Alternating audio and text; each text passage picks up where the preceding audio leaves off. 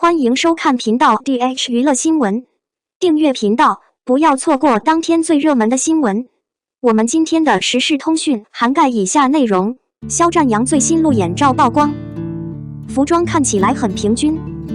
两位艺人担任来世的主角已经有一段时间了，所以我们不知道会发生什么。肖战和杨紫的最新照片是网友们拍的，从照片中我们可以看出，他们最新的一组是在小范围内。照片中还透露了肖战和杨紫的服装。肖战一改夷陵老爷子的画风，脱掉了为无限潇洒的样子，变成了穿着休闲西装的都市模特，颇为别扭。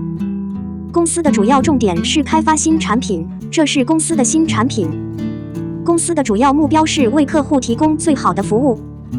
原来很多粉丝都在说，虽然大家都想看我们的爱豆，但又不想通过这样的路边照看爱豆。这样的路边照不仅会提前透露剧组的服装造型，部分剧情也会因路边曝光而不得不调整拍摄计划带来的一些麻烦。大家期待肖战和杨紫的剧吗？不知道会给我们带来怎样的兴奋。02陈翔如碎屑，杨紫疯狂发糖，10个天涯走细节蛋，设置年度爆发力。如果要问哪个是暑期爆款影视剧，答案只有一个，那就是由北京姑娘杨紫领衔的《沉香如粉》在上映后获得了全网观众的一致好评。播出时，打斗场面堪比成毅的名作《琉璃》，特效也堪比千古尘。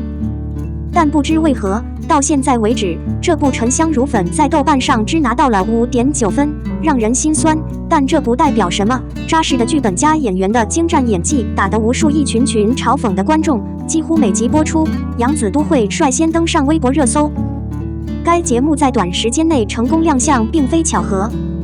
剧情在可行范围内进行了非常实质性的创新和突破，几十个经典名场面彻底颠覆了观众之前对欢瑞的固有印象。杨紫的演技更是承包了整部剧，这次演的是女主燕坦，程毅饰演冷面弟应远。从某种意义上说，这也算是对经典的更新，因为他在《琉璃》中饰演了同一个角色，但这次他的表现更加出色，在杨紫的带领下，他的演技有了质的飞跃。两人搭在一起，真的是起到了1+1的效果。杨紫疯狂撒糖，甜度爆棚，让观众产生了一种非常意外的化学反应。应远受伤的时候，燕坛照顾着他，随着时间的推移，他们慢慢发现自己爱上了对方。璎珞虽然瞎了眼，但燕坛却从未离开过他，甚至冒着生命危险为他治病。过程中有甜有虐，每一集都给观众留下了深刻的印象。值得一提的是，该剧并没有直接照搬原著，而是在其中加入了很多耐人寻味的小细节。你欠我一个人情，作为补偿，我要你亲眼看到我走进望夜河。观众可以充分感受到，此时燕坛的心就像被刀捅了一刀，再加上应援伤心欲绝的表情，放眼全网观众，在天涯海角这一段还藏了不少彩蛋，11个小细节的收尾堪称完美。接下来就和大家聊一聊这10个频繁上热搜的彩蛋细节。第9集中，燕探找到了被绑在天涯的昆仑树上的应援。为了不让应远听到自己的声音，燕探变声变声调，自称只是法隐阁的丫鬟。但细心的观众注意到，在第10集中，当燕坛睡着说梦回的时候，他的声音并没有改变，而坐在一旁的应援那一刻满脸的爱意。他的脸色嘴角微微上扬，露出笑容。至此，应援确认眼前这位女士不是管家，而是颜丹，这也是下集的原因。当蒙子怡的知喜自称是颜丹时，应援并没有买。无论如何都是真实的。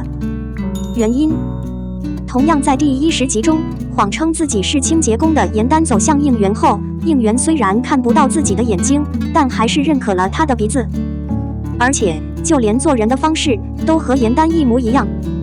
这是应远第一次感到相当警惕的时候，而他身边的人正是颜丹。随着剧情的推进，第10集，两人坐在一起，边缘相近，燕丹一挥笔写下了自己的名字。应援手一触，顿时看出了不对劲，又想起了当年的燕丹。丹写的一部分汉字立刻肯定了他旁边的管家应该是颜丹。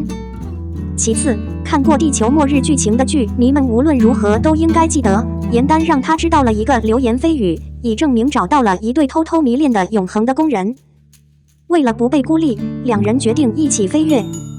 在廖无桥这一集里，他们俩的表现异常的正常，就像是家常便饭，你说什么，我说什么，有眼光的人都能看出来，真是个线索。既然严丹和应远要成为本集的主角，那也就意味着跳无棚架是严丹和应远应该经历的考验。应远送给严丹的礼物扣子叫做申花簪，想要修复应远，他宁愿移去半颗心，却被9道天雷回绝。然而他还能活下去的理由，众人道别。显然，在生成的情节中，这个发夹同样会在关键的时间点扮演一个关键的角色。应远生日那天，燕丹没有按照惯例打牌，我给了他一个最后的安息之的，这让观众从一开始就感到异常悲伤。但他有不同的目标。躺在最后安息处的应远，用自己的法力阻止了燕丹的靠近。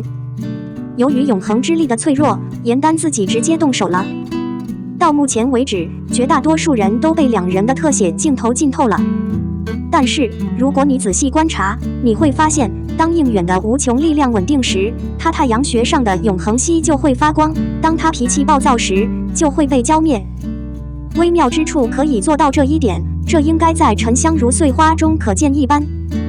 两位首领就这么分心了。第10集，严丹巧妙地打量了应远的头发，严肃地让他知道，人间有一个传说，两个相爱的人，如果他们的头发融合在一起，就会被束缚。3个生命。应远反对严丹的悲惨言论，他只是一脸清白地说，他从不相信这些传说，甚至把头发都给留了回来。在第18集中，人们后来承认应远猪吃虎，几乎毫无防备地拿走了严丹的头发。事实上，他从不看好这些传奇。尽管如此，真正的活动比任何人都公平，将2缕头发巧妙地扎在一起，戴在身上。不得不说，这才是一对夫妻，一颗心永远的真正意义所在。而应远越是有限的行动，越是表现出他的爱面子和坚定的感情。差异是压倒性的。燕丹走上盘子，从夏志远饰演的陆明手中拿到了小梦蝶。要知道，陆明养的这只蝴蝶活了很多年，却从来没有破壳。剧情中，小梦蝶猛地破壳而出，如同荧幕前的人群一样，看到了这家家喻户晓的神仙一幕。正是因为他的宠爱，他才将燕丹带入了应远的幻想中。